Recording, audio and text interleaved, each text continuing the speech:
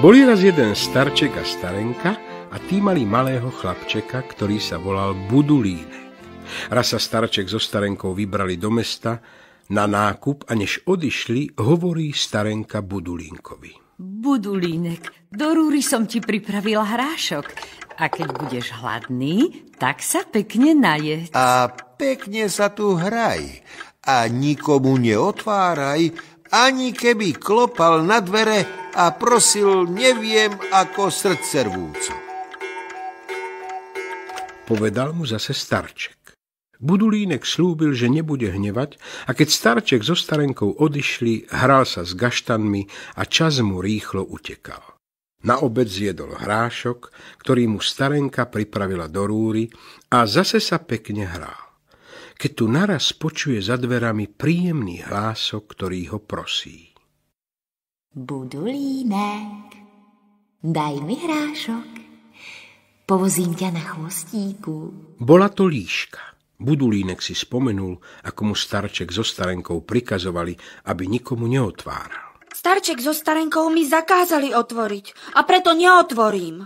Budulínek, daj mi hrášok, povozím ťa na chvostíku, pobežíme po hlavici, pobežíme po izbici. Prosila ho ďalej líška a pretože neprestávala a hrášku v hrnci v rúre dosť zostalo, nakoniec jej Budulínek predsa len otvoril dvere. V tej chvíli bola líška v izbičke a dojedla hrášok. Keď si jej sadol Budulínek na chvostík, vozila ho, ako slúbila, po lavici, po izbici, ale naraz s ním vybehla pred domček na cestu a cez pole do lesa, a než sa nazdal, bol už v líščej nore. Keď sa starček so starenkou vrátili z mesta domov, veľmi sa čudovali, že nie je ich dobrý Budulínek doma.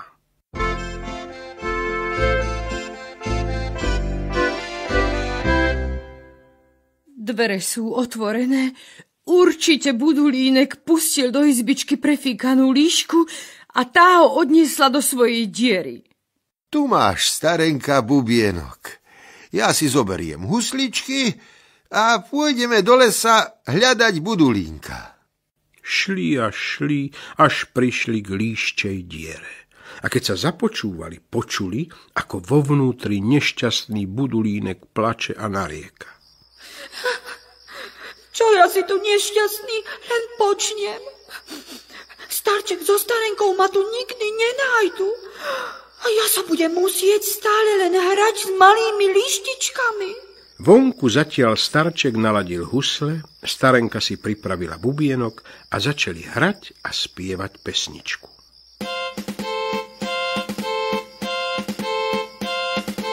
Máme doma husličky a pekný bubníček, sú tam 4 líštičky a náš Budulínček. Kto to tam hore tak vyspevuje?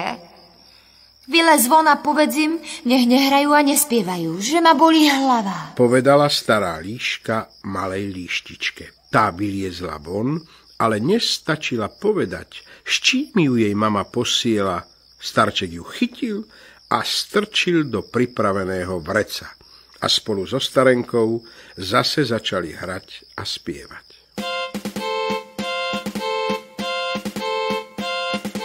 Máme doma husličky a pekný bubníček, sú tam len 3 líštičky a náš Budulínček. Stará líška teda poslala druhú malú líštičku von.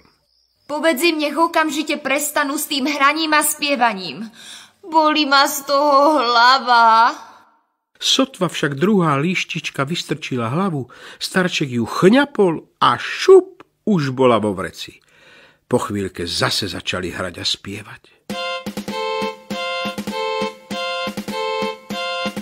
Máme doma husličky a pekný bubníček, sú tam len 2 líštičky a náš Budulínček.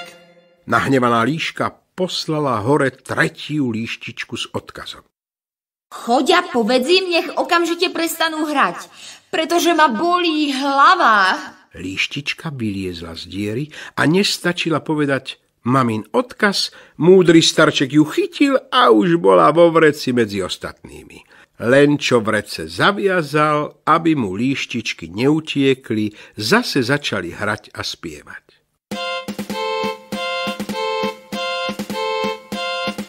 Máme doma husličky a pekný bubníček, je tam jedna líštička a náš budulíček.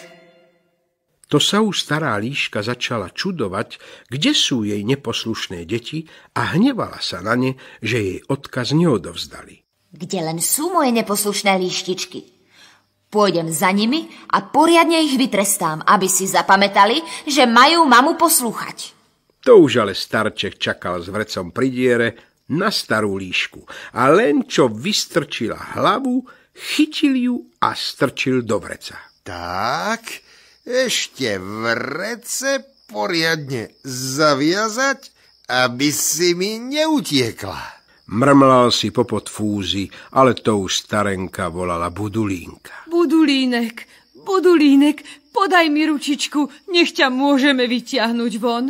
Keď ho starenka so starčekom vytiahli, dal sa Budulínek do veľkého plaču a sľuboval, že už bude poslúchať. Starenka, starček, som tak rád, že ste ma zachránili. Už nikdy nebudem hnevať, ani otvárať dvere, keď nebudete doma. Čo sľúbil, to aj splnil. Stal sa z neho dobrý a poslušný chlapček, ktorý robil starčekovi a starenke len samú radosť. A viete, milé deti, čo sa stalo so starou líškou a jej malými líšťatami? Starček im palicou poriadne vyprášil kožuchy a potom ich pustil späť do lesa. A pretože si to stará líška a jej 3 deti poriadne zapamätali, už nikdy sa pri chalúbke, v ktorej žil malý Budulínek, so starenkou a starčekom neukázali.